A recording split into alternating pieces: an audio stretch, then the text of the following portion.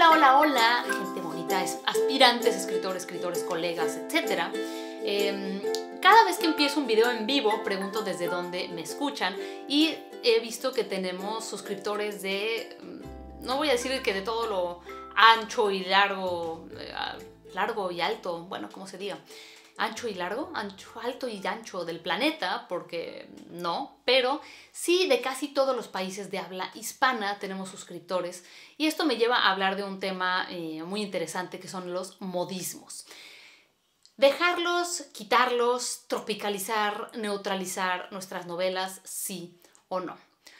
Ay, vamos a ver, yo opino de entrada, así a nivel general, que no. Que uno como autor escribe desde donde uno es y que su propio contexto y su propio lenguaje es parte de lo que hace su literatura única, su literatura original. Solo la mezcla de todo lo que hemos vivido, de todo lo que hemos pensado, de todo lo que hemos sentido, de todo lo que hemos aprendido, solo la mezcla de eso, pasada a través de nuestro filtro personal, y nuestro filtro está formado por nuestro contexto familiar, de país, de lenguaje, etcétera, etcétera.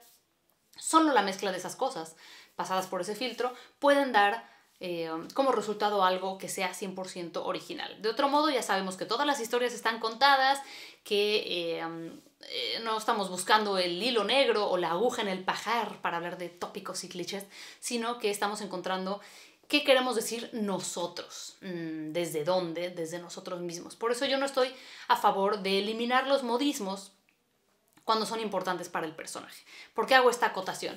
Porque a veces, si estás escribiendo una historia que ocurre, como muchas veces ocurre, para los que empiezan, que sitúan sus novelas, no sé, siempre en lugares lejanos a su casa, porque tal vez piensan que en su hogar no pueden suceder cosas interesantes, o porque les interesan otros escenarios, y dice alguien, bueno, yo soy, no sé, chileno, pero mis personajes están en Japón, y mis personajes son samuráis japoneses, pero yo soy chileno, y hablan con mis modismos chilenos. Bueno, pues yo diría, tal vez ahí sí que lo puedes neutralizar, tal vez ahí sí que puedes hablar en un lenguaje más neutro, porque no está realmente justificado que personas japonesas hablen con modismos chilenos. Pero si tú estás hablando de una historia situada desde tu contexto, en tu realidad o en un lugar específico que tiene una manera de hablar, pues yo no lo quitaría, ¿no? Por ejemplo, siempre pongo este ejemplo, yo me imagino al editor de Rayuela, de Cortázar, diciéndole, mira, Julio, que usas muchos modismos argentinos, ¿por qué no lo neutralizas para darle gusto a la gente, para que todo el mundo pueda identificarse con eso? Pues no, ¿no? Parte de la historia es que el personaje, el protagonista, es de donde es y habla como habla, y eso es importante para ese personaje, para que lo conozcamos, para que conectemos con él, porque ese humano le tocó vivir en ese contexto y habla y piensa desde ahí. Entonces, si tú le quitas eso, le estás mutilando una parte importante. Muchos autores piensan en usar un español neutro para que sus novelas sean más vendibles. Yo no pensaría nunca de esta forma, yo pensaría en qué es lo que hace más auténtica y mejor a la historia. Nosotros como autores nos debemos a las historias. ¿Qué es lo que hace que tu historia sea más lo que debe de ser? Ya después, si vende, no vende, si un editor te dice de tropicalizarlo, a mí me sucedió con El Club de los Perdedores, salió en su edición normal mexicana, está situada en México, en esta época, o bueno, en su época, en 2014-15, y el lenguaje era el lenguaje que se usa.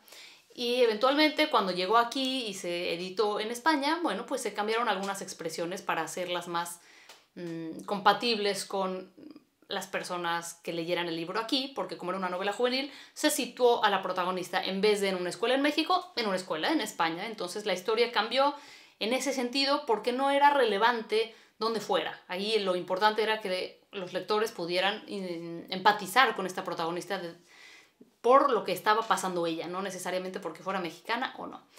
Ahora, ¿hubiera preferido que se quedara así como estaba originalmente? Sí, porque pienso que hoy en día los lectores tienen muchísimas herramientas y pueden buscar cualquier expresión en internet para saber qué significa y que esto solo enriquece al lenguaje. Creo que en Latinoamérica nos gustan muchísimo los lenguajes de los demás países, nos encanta conocer sus expresiones, sobre todo sus groserías, sus malas palabras, y que esto hace que se enriquezca el español, que se enriquezca nuestro cerebro, que también nos quitemos la idea de que solo existe un español, que es el español o el castellano original. Yo no creo en esto. Entonces yo pienso que a nivel general no quitaría los modismos, a menos que no esté justificado y que le estorben a la historia.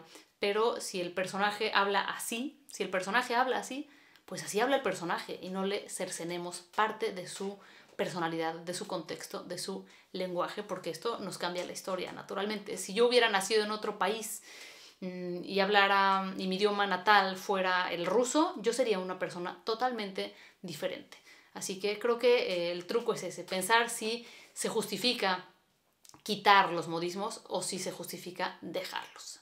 Ahí en eso me basaría.